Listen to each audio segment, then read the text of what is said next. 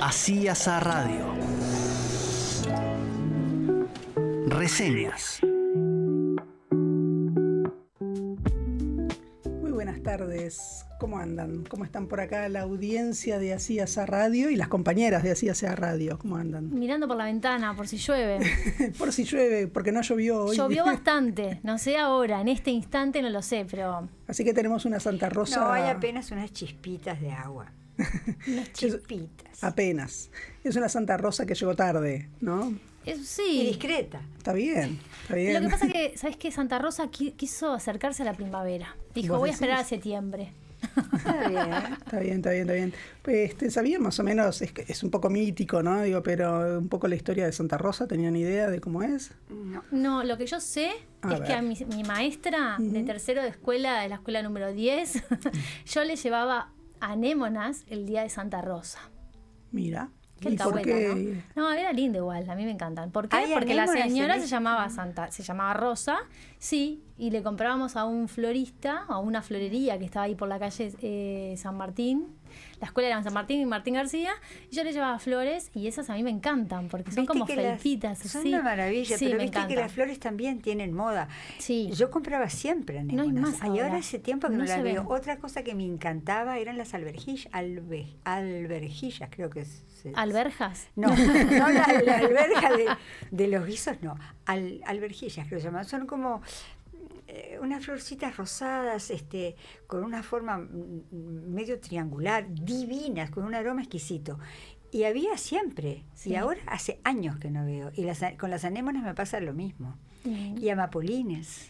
Bueno, no sé esos nombres, no me doy cuenta, pero me lo aprendí de niña. Entonces es una flor que me encanta y que no la encuentro con facilidad, No. ciertamente. Violetas, rojas, fucsias, Sí, con aquel me centro negro de encantaba. felpilla. Sí, claro, Divinas. Y bueno, te viene a la memoria entonces en cada Santa Rosa. A la maestra A la Rosa. maestra, muy bien, Sí. muy bien. No, yo tenía esto que digo que es como medio mítico, que parece que, no sé exactamente el siglo, pero digamos siglo XVI, por ahí, en Lima, lo que fue luego Santa Rosa de Lima, que era una monja, que estaba allí cuidando enfermos y qué sé yo, y estaban en un convento, y se venían, parece, unos piratas que venían a atacar y qué sé yo, y había como que un poco que evacuar, y es la que se niega a hacerlo, y que se pone a rezar, y que parece que llega como una gran tormenta que los aleja. Después se comprobó que eso no era así, bueno, que no dan bien las fechas ni nada, pero esa idea de que es el temporal de Santa Rosa era por esta monja de Santa Rosa de Lima. Bueno, la iglesia del Pinar, donde viví durante muchos años, es Santa Rosa de Lima.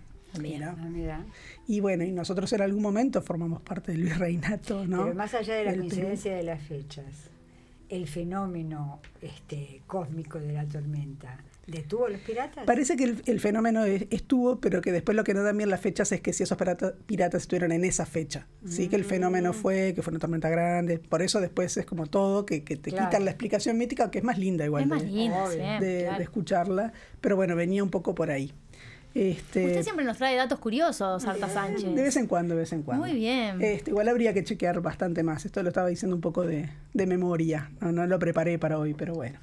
Pero bueno, acá estamos. Entonces, hoy nos toca más que nada reseñas, y también contamos con Vanina, que después nos va a llevar por el mundo del arte madí. Del arte madí, exactamente. Bueno, Muy pero... Del arte constructivo. Bueno, muy bien, que ya nos explicarás por qué haces la precisión. Y bueno, en reseña yo iba a hablar de un libro que lo estuve anunciando muy al final del último programa, que es un libro que se llama El viaje de las palabras, que lo escribió María Noel Abella Aiscar, que quizás no les suene mucho, porque hasta donde yo sé, este es su libro. Ella ya tiene pareja, tiene una hija, planta un árbol y dice, bueno, ahora me falta el libro, ¿no? Eso lo dice un poco en su presentación. No es poca cosa. No es poca cosa. Y este libro tiene varias particularidades. Es un libro que es bilingüe, para empezar, que no es tan común encontrar los libros bilingües, y es bilingüe entre el español y el euskera. Menos común aún. Menos común aún, ¿no? Pese a toda la inmigración vasca, digamos que el euskera acá no es tampoco una lengua tan hablada. Y bueno, y esta escritora en realidad es profesora de música, directora de coros, descendiente de vascos, pero que no conservaba el idioma ni nada, y un poco por azar y por descubrimiento y por acercarse un poco a ese mundo del que tenía heredadas algunas palabras, empezó a estudiarlo y se acercó y bueno, y finalmente hizo este libro, que es un libro muy pequeño, pero muy lindo, todo es muy lindo en su presentación. Tiene ilustraciones, tiene como una edición como muy cuidada, y la edición es de Astromulo, que viste que eso es medio que una garantía también, sí, ¿no? Lo queremos, claro. Es sí, Mariano González. Un buen editor. Sí. Y muy cuidadoso. Muy cuidadoso. Con un sentido estético muy fino. Sí. Y bueno, mucha gente que ha editado con él siempre lo dice, ¿no? Digo, a mí ahora a la mente, más allá de que vos también editaste con Bueno, Mariano Alejandro González, por ejemplo, Daniel Vidal, confía, digamos, sus ediciones ahí, o Pablo Silva Olazábal también, que ha estado editando con Astromulo.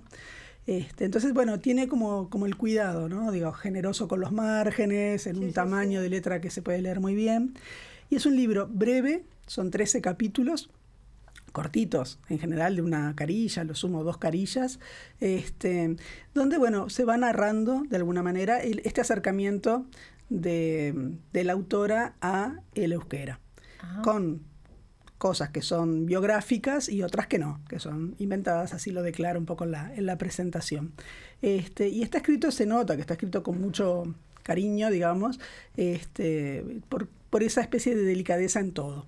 Entonces a mí lo que me parecía lindo para comentarlo y para tener una idea es leer en realidad el segundo capítulo, que nos puede dar un poco la pauta de cómo es el libro. Así que, aguárdenme un segundito y va. El segundo capítulo es el que le da nombre al libro, que es El viaje de las palabras, en español, y en euskera se llama Itzen Bidaya. Eso sería el viaje de las palabras en euskera. Y empieza el capítulo diciendo: cucha, upa, mochila, chimichurri, chiquito, chatarra, ganzúa, aquelarre, izquierda, cachorro y parranda. ¿Cómo no? Las palabras que acabo de mencionar provienen del euskera y muchas veces, sin saberlo, las utilizaremos de forma cotidiana en Uruguay. Estas palabras también fueron haciendo un largo viaje atravesando el tiempo de generación en generación. Un día, estudiando euskera, me encontré con algo que mi madre repetía por fonética, algo que le decía a su abuela. Mirá, mamá, estas eran las palabras de tu abuela. Nesca polita. Nesca polita quiere decir nena linda, ¿no? Polita es linda. Nescacha polita. Ahí sería nenita, ¿no? Todo el paréntesis en esto. Es como vieron los nombres Arancha, que en realidad es el diminutivo de Arantzazu. Y si vos te llamás Maite, por ejemplo, y te dicen Maitechu, esos son los diminutivos. Entonces acá que sea de Nesca y después sea Nescacha, sería nenita, ¿no? Nenita linda. Recuperar y dar sentido a esas palabras fue algo indescriptible. Quizás saber euskera no me dé fama o dinero, pero me da la oportunidad de abrazar a algún anciano de la familia que nunca conocí. Entonces, así son los capítulos, ¿no? Son breves, chiquitos, delicados, pero tienen esa cosa de... amorosos. Amoroso y del recuerdo. Hay algo de nostalgia y luego hay muchas anécdotas también. De la reconquista del afectivo a través de la lengua. Eso me parece fantástico. Sí, es volver, ¿no? Recuperar algo que estuvo ahí, que había quedado un vestigio, que habían quedado estas palabras. Eso aparece. Después aparece también alguna otra anécdota que no es directamente, digamos, de la autora, pero bueno, de los juegos a veces con las traducciones, de alguien que recordaba, que le decían determinada cosa y bueno, y la traducción se la suavizan un poco, ¿no? Cuando la aprende. Y luego hay otras anécdotas que tienen que ver un poco con la cultura popular, digamos, que podemos tener presente, así como estas palabras, como decir el chimichurri o mochila, bueno. No tenía idea. Sí, sí. Ni idea. Yo a mi sobrinita le digo, hola chimichurri, cuando la veo, pero no tiene ni idea. Pero sí, esas son palabras vascas.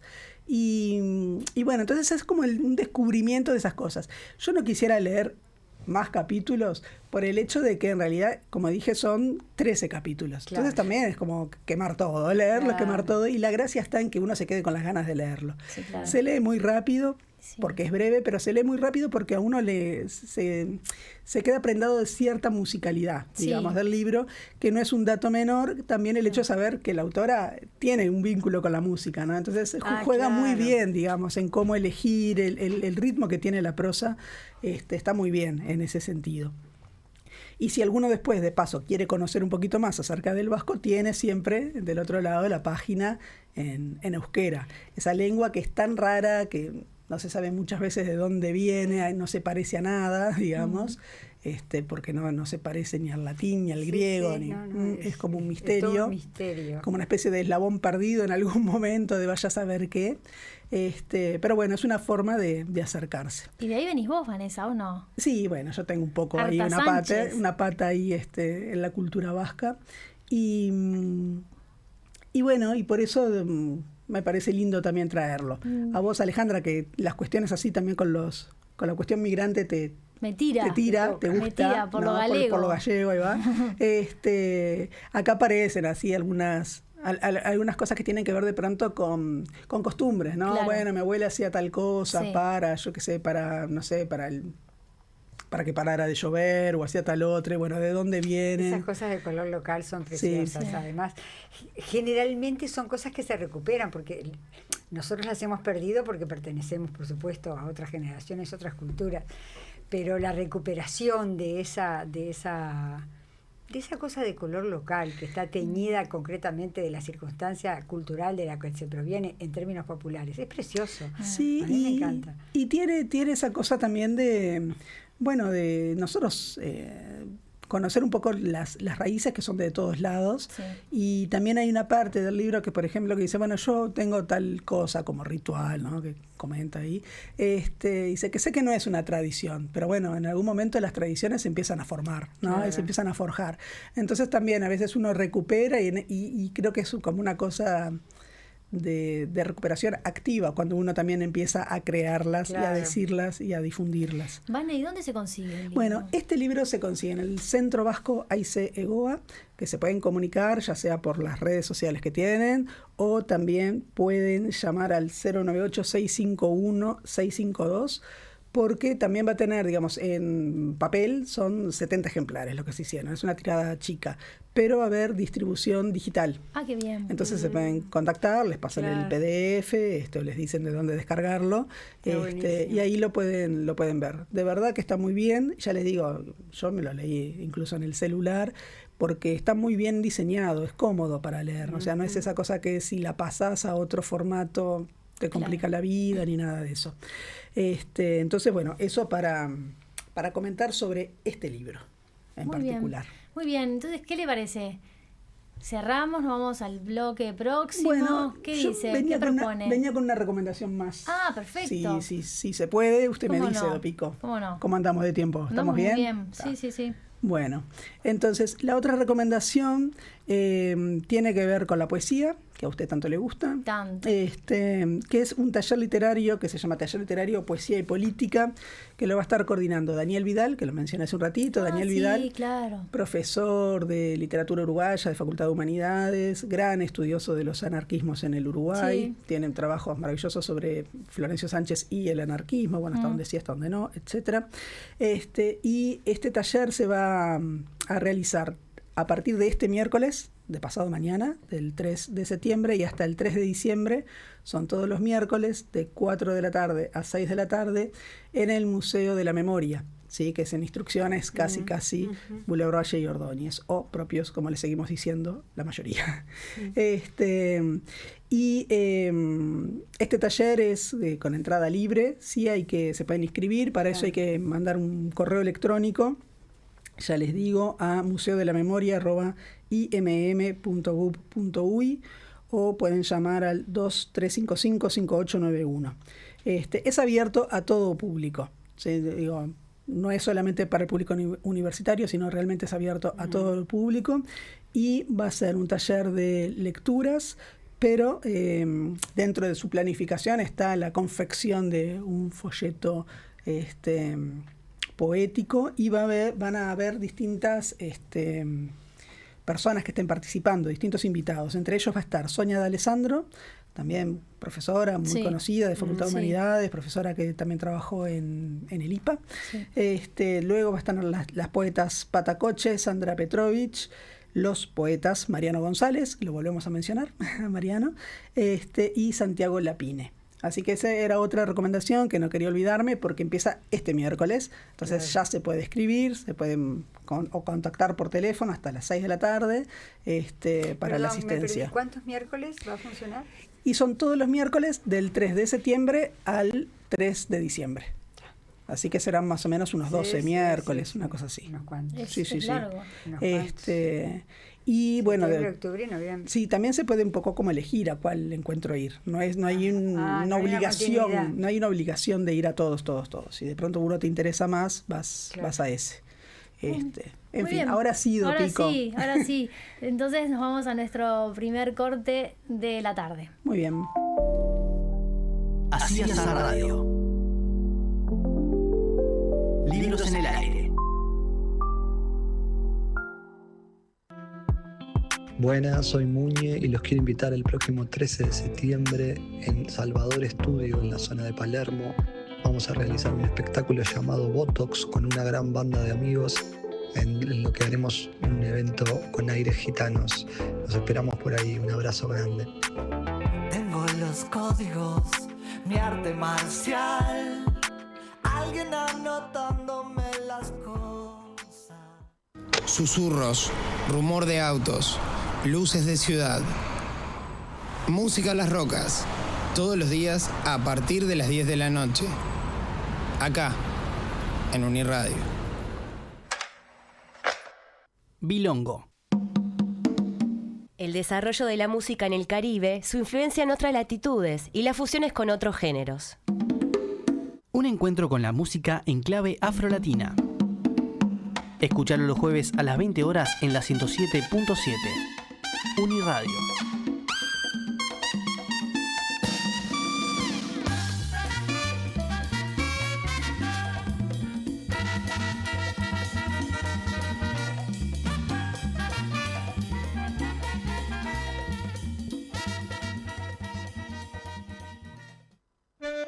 Lunes a las 10 horas, A Pie de Página.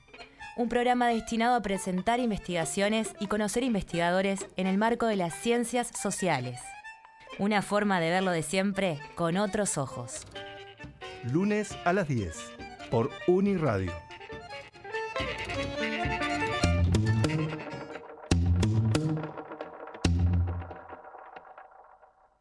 Así es la radio. Libros en el aire.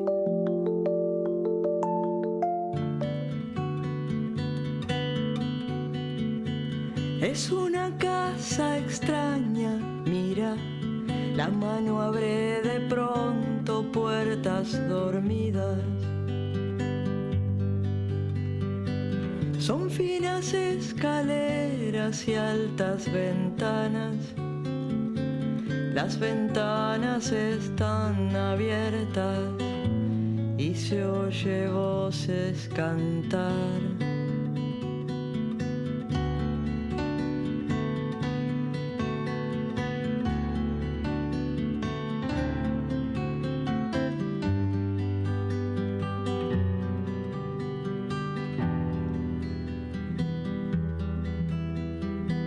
Cantan con voz de tierra y aire de cielo.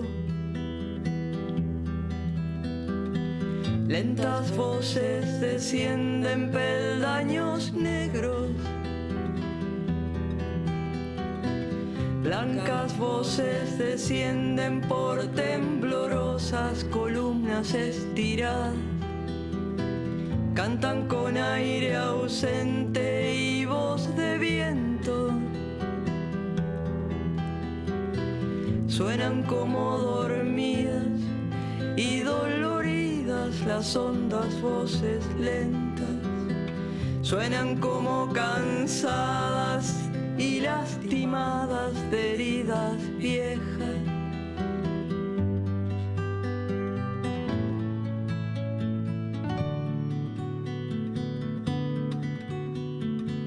Cantando están en ventanas abiertas de par en par.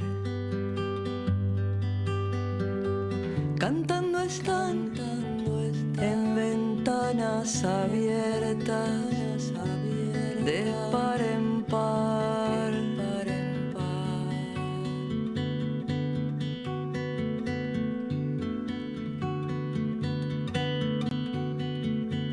Es una casa extraña. Bueno, Alejandra, estabas embelesada escuchando... Quiero saber qué escuchábamos, Vanessa. Bueno, escuchamos Casa Abierta. Este es el primer tema, la primera canción del disco Voces del Agua. Vamos a seguir escuchándolo, ¿o no? Vamos a seguir escuchando. Sí. Los próximos lunes. Exactamente, ese es el plan. Es un disco de 7 canciones. Quizás ya con decir que se llama Voces del Agua mucha gente se dé cuenta, pero son todas canciones hechas a partir de poemas de Circe Maya, y de hecho la voz que escuchábamos es la voz de una de las hijas de Circe Maya, de Alicia Ferreira. Uh-huh. Este es un disco que se editó el año pasado, a finales de 2024. Ahora ya se puede escuchar en YouTube, se puede escuchar en Spotify. Y bueno, el plan sería ir en estos próximos programas, escuchar un tema completo del disco por programa. Porque es muy bello, simplemente claro, por eso, porque nos gusta. Porque nos gusta. Y bueno, contar que el disco salió por el sello Ayuí. Uh-huh. Como dije, son 7 canciones. Y es un disco muy familiar, muy en equipo y muy familiar, porque participa, bueno, como decía, una de las hijas, pero también hay nietos también que meten ahí mano en algunos instrumentos. Entonces han estado todos trabajando allí. Incluso el diseño de tapa. Sí, eso te iba a decir. Sí. La portada y la contraportada uh-huh. están ilustradas con fotografías de Marnels Ferreira, que es sobrino sí, de Circe. Así que bueno, esta es un poco la sobrina, perdón. Sobrina. le cambié ahí el género, sobrina de Circe. Y bueno, y la idea es entonces empezar a escuchar de a poquito, así como para ir deleitándonos de a poco este disco, que bueno, todos aquellos que quieran ir y ya escucharlo completo, quizás, como decíamos, está disponible. No, y están también disponibles en estas plataformas que mencionamos. Lo pueden descargar. Bueno, yo vengo con un poemario. Mire, para no cambiar mucho el asunto. Bueno. Seguimos con la poesía. Y entonces vengo con un poemario que se resistió un poco no voy a decir a ser leído, pero esos poemarios que se resisten a que uno entre así fácilmente, lo que me parece un desafío y por eso también lo traigo y lo comparto. El poemario se llama ¿Cuánta fe se necesita para sostener un cuerpo? Y la autora es Ailín Curbelo. Ailín Curbelo es joven, poeta, como decimos, nació antes del 2000, pero casi, en 1998, es dramaturga y es actriz, además. Y ¿te acuerdas aquella antología virtual En el Camino de los Perros, que estuvo a cargo, creo que de Regina Ramos, uh-huh. Hosky? Bueno, también formó parte de ese grupo de ultra jóvenes poetas. Y en 2019 recibió la primera mención de concursos de poesía joven, Pablo Neruda. Y ¿sabés qué? En esto de ser dramaturga, su primera obra musical teatral fue estrenada en 2024, Narcolepsia. Uh-huh. ¿Cuánta fe se necesita para sostener un cuerpo? Obtuvo el premio Juan Carlos Onetti en el año 2024. Así que es un poemario ya premiado. Comienza con un epígrafe de Anne Carson. Dentro de tu cuerpo hay otro cuerpo a la deriva. Y creo que tiene, como todo, ¿no? Diferentes líneas de entrada. Sí, diferentes líneas de entrada, diferentes líneas de análisis. Entré por una, pero bueno, lo que me importa, después voy a intentar desarrollarla un poquito, pero son 26 textos breves, pero son esos 26 textos breves que dan trabajo, ¿no? Y que, nos desafían como lectores. Quiero también destacar el diseño de tapa, es de Carolina Alfaro y también de Ailín Curvelo. Esta editorial que lo presenta es Peces en el hielo. Y como digo, es un poemario hondo. ¿Viste? Esos poemarios hondos, de esos que necesitan varias lecturas. Hay que encontrarle la clave y no es fácil encontrarla. Entonces, me parece que está bueno leer la contratapa, porque ahí me parece que se plantea una posible lectura que no es por donde voy a ir yo, ¿no? El cuerpo es antesala del siniestro. En el momento de quiebre se entrelazan paisajes de hospital, hogares que ya no son. La escritura reagrupa, como en el kitsugi, ¿se acuerdan ese arte japonés que repara con oro las piezas que están rotas? Sí. Bueno, lo importante no es regresar a la forma original pretraumática, sino cómo el cuerpo quebrado se reconstruye y se cohesiona con polvo de oro, transformándose en cicatriz. Un acontecimiento que quedó encerrado, el pacto que hemos trazado, lo que el cuerpo restituye para sobrevivir. Entonces, bueno, es una línea de lectura que, parte de ese cuerpo doliente, roto, cortado, pero también ese cuerpo derramado, ¿no? En esos fluidos que salen de nosotros con las heridas o con los cortes, o que también son parte. Este texto, como les decía, hace sentir al lector en un primer momento intruso a la propuesta. Es como si todo estuviese dicho desde un yo que no es para un tú, o sea, si bien tiene su dedicatoria, ¿no? Pero es un decir ensimismado. Sí, desde la reflexión y uno como lector intentando, ¿no? Intentando a ver por dónde, hasta que en algún momento ocurre y cuando eso se produce, entramos y justamente entramos y compartimos la reflexión, ¿no? Y esa reflexión se hace en una voz, pero a la que también termina entrando el lector y acompañando en esa propia reflexión, ¿no?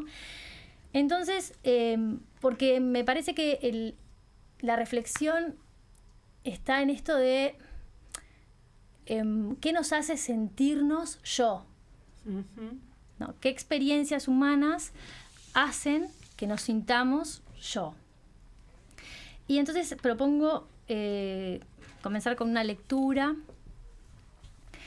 Tengo en el corazón un excedente, latidos consecutivos, uno que interrumpe, condición clínica, un órgano a destiempo, monje de túnica blanca, entre todos estos, botones, ventosas, agujas.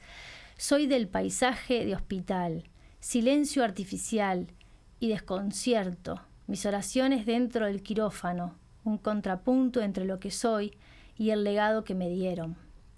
Y cuando hablabas del libro de hoy, pensaba también en esto del legado, que también cómo nos define como yo, ¿no? En esto de la memoria y también las coordenadas tiempo-espaciales, ¿no? Todo entra en juego a la hora de definir esto del yo. Me parece interesante cómo se plantea esto del límite, del yo, el límite físico, ¿no? Es el cuerpo, pero en contacto con esas ventosas, agujas, cuchillas. Funcionan las ventosas, las agujas, las cuchillas como indicadores de un límite posible, ¿no? Entre lo que soy yo, pero de alguna manera eso, que a lo que mi cuerpo está como enchufado, también permite que yo siga siendo, ¿no? O sea, y sigo leyendo porque capaz que me acompañan en la reflexión, porque si no es como... Sí, yo lo que te iba a decir con esto de los legados es que acá, digamos, en ese ámbito tan concreto quizás del hospital, ese límite, ese legado es incluso cuando uno, hereda una condición física también, que no quiere y uno dice, no la quiero, no la deseo y va más allá de mi voluntad. Sí. Entonces el cuerpo ahí, digamos que pasa a un primer plano, ¿no? Sí. Digamos, uno puede ser uno, pero el cuerpo que es compañero, digamos, es el lugar que habitamos, en algún momento pasa a un primer plano, Sí. ¿no? Cuando hay de pronto esas imposiciones del propio cuerpo. Y que vienen de antes, ¿no? Y que se vienen heredando. Exacto. Inventario de un cuerpo, autopsia. Si una no empieza nunca, ¿dónde se termina? En los bordes rojos, el anonimato de la sangre, material biológico descartable. Inventario de un cuerpo, memorias, esta soy yo. Una sustancia acuosa, como profecía que se cumple y se destruye. Entonces, esta que soy yo, y hasta ahí nosotros acompañamos, ¿no? Y en el verso siguiente, una sustancia acuosa. Y ahí viene esta reflexión en donde se termina mi cuerpo, ¿no? Se pone sobre la mesa de laboratorio, porque en definitiva es como si fuera también una camilla en donde estamos viendo este cuerpo hasta dónde va. Y esta noción de esto que es mi sangre, o esto que es este líquido, esta sustancia acuosa, ¿es impersonal? Me hago la pregunta. Claro, no es persona, pero soy yo también, eso, ¿no? En definitiva. Y cuando el cuerpo es masa,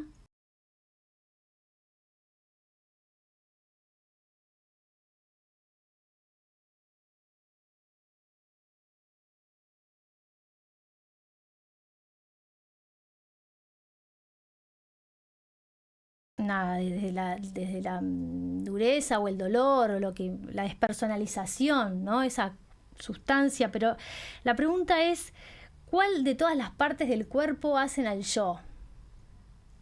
Es fácil contestar que es el cerebro, ¿no? Pero en realidad no es el cerebro. Claro, no, ¿verdad? Porque somos más que eso. Pero además no hay una parte. Exacto. Pero y entonces, eso que soy yo, esa sustancia acuosa también, eso que sale de mí también soy yo. Y lo inasible también sos tú. Y lo inasible también soy yo, si creo en lo inasible. Y por supuesto yo creo que es imposible no creer en lo inasible. Bueno, pero quiero decir... ¿De dónde está saliendo toda la sensibilidad con que tú leíste este libro?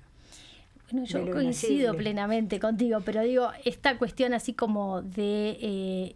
fíjate la palabra, ¿no? Autopsia, ¿no? Esto de sacar este órgano, este otro, abrirte, y pareciera que justamente eso, que me hace acordar, vuelvo a Circe, porque siempre pienso en simias, ¿no? En esta cuestión de, y bueno, si el instrumento está roto, no suena, ¿no? Esa pregunta. Y bueno, y ante todas estas preguntas que nos estamos haciendo, aparece la memoria, el legado, también con un papel protagónico a la hora de funcionar como una especie de agente del yo, ¿no? Entonces, bueno, ahí me vienen ganas de leer otro poema, por ejemplo, este que está por acá. Un cuerpo soporta lo que le... Perdón, voy a empezar de vuelta. Un cuerpo soporta lo que le permite la fe, resiste en la misma proporción que daña, duerme hacia un cierto lado, reconoce cuando tiene sed. La piedra y el tropezón son la misma excusa. La repetición es un ejercicio frustrado de la memoria, ¿no? El otro que me gustaría leer es: mamá no quiso enseñarme a coser. Mejor que supiera conceptualizar. Aprendí a surcir con mis dedos el deseo de los otros, la antesala de un siniestro. Mi parcela de tiempo, esta cloaca. Darle a mi palabra un cuerpo de mujer. El precio de algo que parece barato, pero no lo es. Soy insaciable, madre. Tengo en la lengua una memoria infalible, que es lo importante. Entonces, allí el valor del discurso, del yo soy desde la palabra, que también es legado, que también es memoria, que también me vino construyendo. Y que es construcción al mismo que tiempo. es construcción. La tuya, la que te identifica. Y entonces el recuerdo, en esto de la memoria, también funciona como esta cuestión de la recuperación, pero en esto de reparar el cuerpo, ¿viste? De reparar el yo, o de restablecer, restaurar. De surcirlo, ¿no? Sí. No utiliza esa imagen de... Sí, y allí me parece, no voy a leer todo, pero prometo no leer todo, pero para proteger un cuerpo hay que delimitarle las habitaciones correctamente, reconocerle los sonidos cuando se queja, los espacios y los huecos, los juegos que tienen las llaves, las puertas que nunca cierran. Para recuperar un cuerpo hay que dejarlo tocar el recuerdo, palparlo, tomarle el peso, la estatura, diferenciar qué cosas faltan para siempre y qué cosas todavía se le pueden comprar.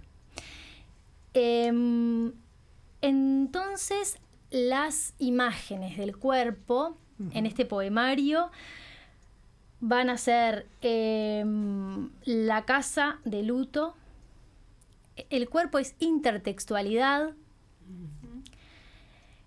verbo simple, y ahí lo voy a leer ahora en un ratito porque me encantó esa imagen, una edificación ascética, una habitación para leprosos, ¿no? Porque hay todo un asunto con el espacio, esta cloaca, ¿no? Perdón, el tiempo, presente. Esa parcela de tiempo, ¿no? Sí, en el que estoy hoy, y este verbo simple, el cuerpo en este verbo simple, que en definitiva es esa forma verbal única, ¿no? Que en una sola palabra hace que se encuentre en el tiempo verbal más la acción gramatical, en esto de la persona, el número, el modo, el tiempo. Y me gustó entonces la imagen del cuerpo, este verbo simple, ¿no? Y para ir cerrando este comentario, voy a leerlo en la página 39 y capaz que ahí me pueden ayudar, porque míralo cómo lo plantea. El cuerpo es un verbo simple, corre para esquivar la rutina, responde cuando lo llaman por su nombre, puede maniobrar a otros cuerpos, enseñarles un enigma con la lengua, la puntería errada de mis dedos, mi forma triangular equidistante. Nos volvió expertos en demolición, fundamentalistas del escombro, desplegada la reposera en la vereda, esperábamos el impacto de la traición, separación en mayúscula o la migración de la fe. La realidad es que en este poemario hay un momento en donde se produce una especie como de quiebre, de giro, y hay como una especie de anuncio posible, un encuentro en esto de pasar a la forma perpendicular, porque fíjate que si hablamos de lo perpendicular, tú, Vanina, me podés ayudar más. Tenemos dos líneas que se encuentran, en definitiva, ¿no? Y entonces ahí me pregunto, en esto de un intento por pasar a la forma perpendicular o de forma perpendicular sobre este mundo hostil y duradero, ¿no? Si hay una forma de pasar perpendicular es a partir del encuentro. Entonces, a partir, digamos, de todo este tiempo, parcela cloaca, de todas maneras hay un cierre o una posibilidad que define al yo también, y que es la búsqueda, ¿no? O la ilusión, o la posibilidad de... o el intercambio, del encuentro. Intercambio. Sí, exacto. Entonces, ese yo con otro, ¿no? Después de intentar definir el yo desde lo que soy en esto material, con mi legado, con mi recuerdo, o con lo que traigo, como mencionabas, Vanessa, bueno, en definitiva, esa otra posibilidad. Y bueno, no voy a seguir leyendo porque entonces queda así presentado de alguna manera la verdad, desafiante poemario, que es Cuánta fe se necesita para sostener un cuerpo, y la verdad que yo lo recomiendo mucho, Ailín Curvelo. Ese verso título es excelente. Es imponente. Es excelente. Imponente. La verdad que sí. Entonces, Vanessa, ¿estás pensando en algo? Estaba pensando que es todo un arte titular los libros y también todo un arte elegir los epígrafes, porque hoy también que habías leído el epígrafe de Anne Carson, ¿no? Que calzaba como muy bien. Pero bueno, simplemente era eso que me había quedado pensando. Yo diría, Dopico, de hacer una pausa y después volver con cornucopia. Lujo. Así es la radio. Libros en el aire.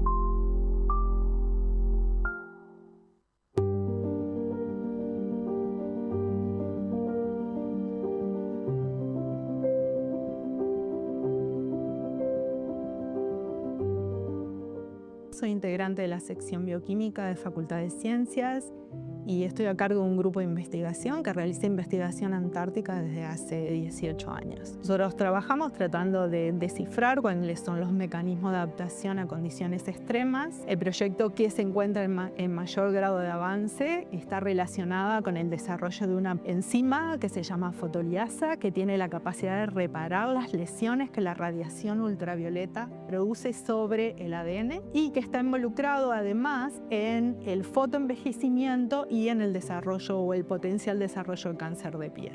Tenemos una patente y un grupo de estudiantes de doctorado de nuestro laboratorio fundaron una startup con la cual están produciendo estas enzimas ya con fines de producirlas para el mercado nacional y mundial.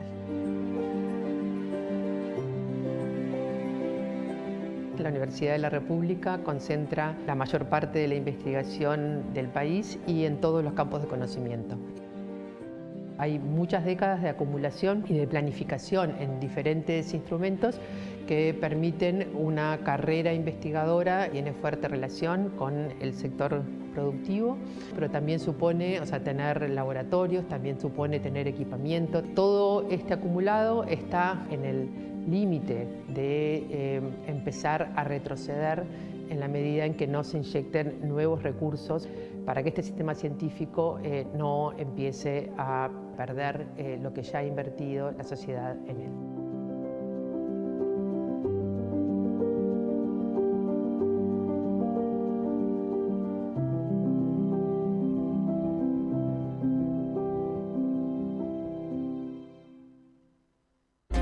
Noticiero Científico Cultural Iberoamericano, NSC. La divulgación de la ciencia, la tecnología y la cultura en la región. Un programa de la Asociación de las Televisiones Educativas y Culturales Iberoamericanas. Lunes y viernes a las 7:30 horas con retransmisión los domingos a las 12 en Uniradio 107.7 FM, uniradio.edu.uy.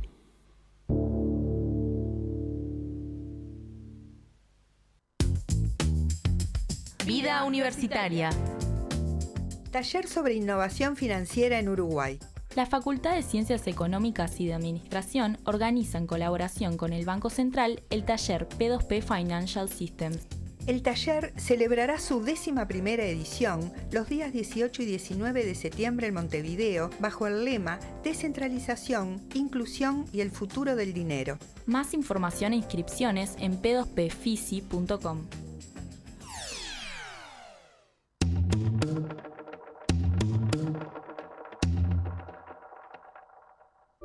Así es la radio.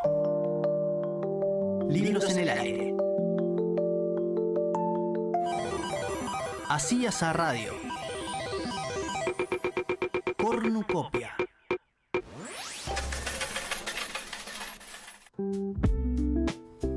Bueno, volvemos después de tanta poesía y vamos ahora al mundo de las artes visuales.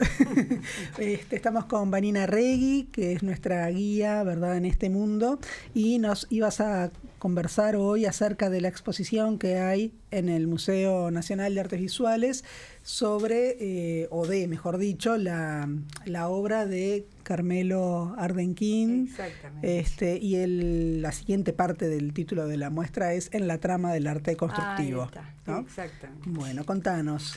Bueno, yo quería comentar, pero con el propósito de entusiasmar, porque en realidad el sentido sería que que les dieran ganas de ir a quienes escuchen esto, porque realmente vale la pena. Eso siempre nos pasa, Vanina. Sí, pasa. Sí, cuando ¿verdad? Cuando comentás, siempre tenemos ganas de ir a ver. Porque es un lujo, en realidad, tener ese museo, que es una belleza, la verdad, el Museo de Artes Visuales es hermoso. Tenemos una cantidad de lugares hermosos donde ir, y disfrutar de la belleza y también disfrutar de la posibilidad del aprendizaje, de las cosas que en este caso es particularmente interesante. Porque la muestra está puesta con un sentido didáctico y una delicadeza didáctica que uno va aprendiendo mientras la va viendo. Porque además el arte de Arden King no es un arte que podamos disfrutar desde el analfabetismo, digamos. Tenemos que aprender algo para poder disfrutarlo. En realidad, yo siempre pienso que la experiencia con el arte no es un acto inocente, que en realidad cuando uno tiene algún background, algún cimiento sobre el cual apoyar, o las sensaciones o las emociones o las interrogantes que se producen cuando se mira algo, todo se hace mucho más interesante. Bueno, esta exposición va a estar hasta el 20 y pico de septiembre, lo cual no es tan seguro, porque yo últimamente he comprobado que las fechas, como en este caso tengo que verterlas acá para que la gente sepa con qué marco temporal se maneja, he descubierto que en realidad no son estrictamente respetadas, ¿no? ¿Pero que las sacan antes? No, las dejan. Porque han extendido. Bueno, mejor. Sí, claro. Entonces yo digo, la de Payeiro se extendió, la de Panta se extendió. La del Panta está todavía, que yo vine muy apurada a hablar del Panta acá, porque en 15 días ya terminaba y hay tiempo. Bueno, vayan cuando quieran. Eso está buenísimo. No sé pero porque hay afluencia de público. Se mantiene, bueno. Esto se supone que va a estar hasta el 25 de septiembre. Igual es un lapso interesante, sí, ¿verdad? Claro que sí. Bueno, Vanessa recién refería al título de la exposición, ¿no? Dice Carmelo Arden King en la trama del arte constructivo. Con lo cual está de alguna manera planteando que el arte constructivo tiene una extensión que incluye la obra de Arden King. Y está muy bien planteado porque es exactamente así. La obra de Arden King se circunscribe más bien al movimiento Madí. Madí. M de movimiento. A de abstracción. D de dinamismo. I de invención. Estos serían los 4 conceptos sustanciales desde el punto de vista del arte visual, sobre los cuales se cimenta lo que propone o intenta o investiga este movimiento Madí, que es la primera vanguardia absolutamente rioplatense, que se gesta entre Montevideo y Buenos Aires. De Montevideo el gran aporte, además de otros autores importantes que no voy a nombrar porque está tan linda la exposición, tan bien hecha, que todo esto uno lo puede ir leyendo y documentándose en la medida en que va viendo, ¿no? Y yo quiero hablar de la exposición. Y el integrante más abnegado, más importante, más interesante, yo qué sé cuál sería la palabra justa, es Arden King. Y después hay gente de Buenos Aires con los cuales fundan una revista, trabajan, incluso en la primera revista, la única revista, porque tiene una sola edición, Arturo, hay un trabajo de Arden King donde establece los principios sobre los cuales se sustenta ese proyecto artístico, ¿está? Indudablemente este proyecto artístico no nace de la nada, está sustentado en vanguardias europeas que también están haciendo sus procesos. Pero lo interesante es que alcanza una solidez tanto teórica como estética tan clara que lo lleva a ser un movimiento influyente en Europa. Un poco lo que pasa con el modernismo, al revés, ¿no? Es decir, que nace de acá y bueno, eso. Bueno, muy bien. Dicho esto como pequeño prólogo, podríamos preguntarnos ¿qué se propone entonces el movimiento Madí? Sí. Bueno, como primer concepto, dejar atrás y subvertir las convenciones del arte. En especial las de la pintura, que es donde se va a centrar más Arden King, a pesar de que es un artista de amplio espectro. Así que por un lado, dejar atrás, subvertir las convenciones. Y por otro lado, intervenir en todas las ramas del arte, la pintura, la escultura, el diseño, la danza, la poesía. Tan es así que las primeras manifestaciones Madí justamente tienen representaciones de todas estas posibilidades de manifestación artística. Muy bien, ¿cómo se propone el movimiento Madí? dejar atrás las convenciones del arte y intervenir en todas las cosas. Para eso vamos a decir 4 o 5 estrategias artísticas básicas. La primera, romper el canon con el cuadro ventana renacentista, es decir, el cuadro ventana, ¿verdad? El rectángulo dentro del cual hay un universo pintado que puede ser del tema que sea. Bueno, pero ¿qué funciona como una ventana? Romper ese canon, lo cual va a implicar, entre otras cosas, romper la estructura del marco, que va a tomar 1000 formas y que va a acompañar de muchas maneras lo que serían las formas que están sobre el plano. Así que romper el cuadro ventana. Romper con el uso de los colores empastelados y usar colores puros y planos. ¿Ah? Un poco también lo que en otro momento hizo Mondrian. Bueno. Crear figuras que sean dinámicas, es decir, que tengan varios puntos de fuga, diríamos, en direcciones hacia el espacio circundante. Y eso se ve clarísimo, ¿no? La figura no está centralizada, sino que está como fugándose de sí misma. Y ahí el tema del marco ayuda pila. Y digamos, el marco las distintas formas que tiene, exactamente. ¿no? Es como orgánica. Habilita la fuga. Pintura y el marco. Y es una cosa orgánica. La eso. acompaña y la recorta al mismo tiempo. Y la subraya. Sí.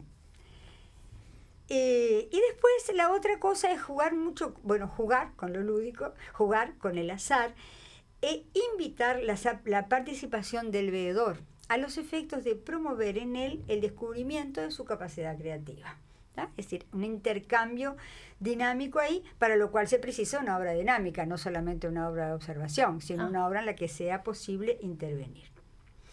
Ahora me gustaría a mí manifestar un poquito cómo se produce todo esto en la exposición, porque empecé diciendo que es una exposición muy didáctica, muy bien planteada, en cuyo recorrido no solamente gozamos, descubrimos, sino que además aprendemos, y esto a mí me parece bien importante, ¿no? Porque esa idea de que uno tiene que quedar así consternado frente a las obras de arte, porque sí, porque transmiten emociones, no siempre se produce, y sobre todo no en todas las manifestaciones artísticas se produce. No siempre el yo del cual tú hablabas recién entra en contacto empático y sensible y estremecido con la obra. No. Bueno, la exposición va recorriendo el o los procesos, porque en realidad Ardenkin es un alma tremendamente inquieta, ¿no?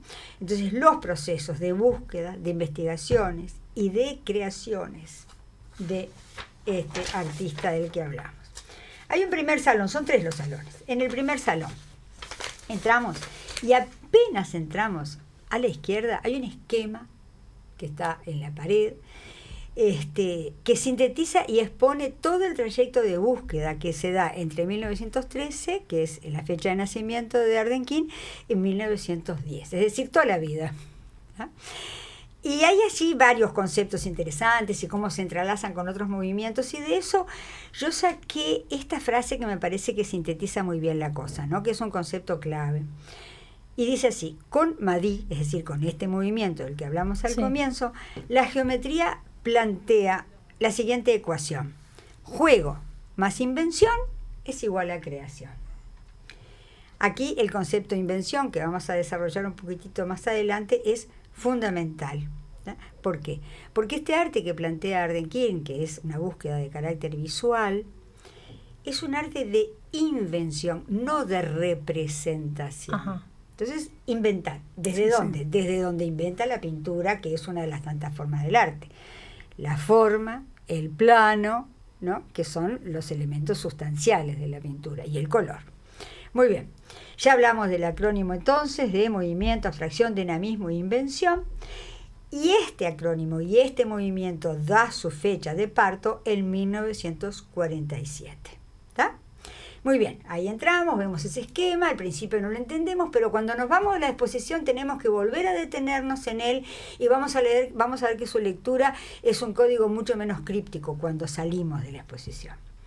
Bueno, eso decíamos a la izquierda, a la entrada. Y a la derecha tenemos la sorpresa de encontrar obras lúdicas de Torre García, que sabemos que trabajó mucho lo lúdico. Sí. Y uno queda un poco así, porque dice, pero caramba, yo vine a ver una exposición de Ardenquín y ¿qué hace esto de Torres acá? Bueno, el problema es que Torres es un poco el maestro de Ardenquín. Ardenquín lo conoce en una conferencia en la que Torres está exponiendo su noción de la geometría, y queda absolutamente fascinado porque encuentra en toda la exposición teórica de Torres cosas que se conectan directamente con aquellas que está pensando. Esto se produce en 1935. ¿Ah? En el 38, en Buenos Aires, como les decía hace un ratito, él se va, porque Ardenquín de Montevideo va a Buenos Aires, vive ahí, vive en Francia, viaja bastante por Brasil, y de todos lados se va alimentando de lo que se está produciendo en el campo del arte en esos lugares, y va tomando contactos profundos con distintos artistas de los distintos lugares, con los cuales se va enriqueciendo permanentemente. Decía, en el 38, en Buenos Aires, él se suma a la revista Arturo, esa que les dije que tiene una sola edición, y queda clarísimo que el concepto de arte de invención, ¿no? Es decir, que no solamente abandonamos la ventana del cuadro, sino que además abandonamos la representación, por lo cual el arte se circunscribe mucho más a lo visual, en tanto de pintura hablamos. La muestra en este primer salón está iluminada con un video que sucede en loop, en el que Ardenquín le habla al veedor directamente, incluso nos mira, de lo coplanal, ¿verdad?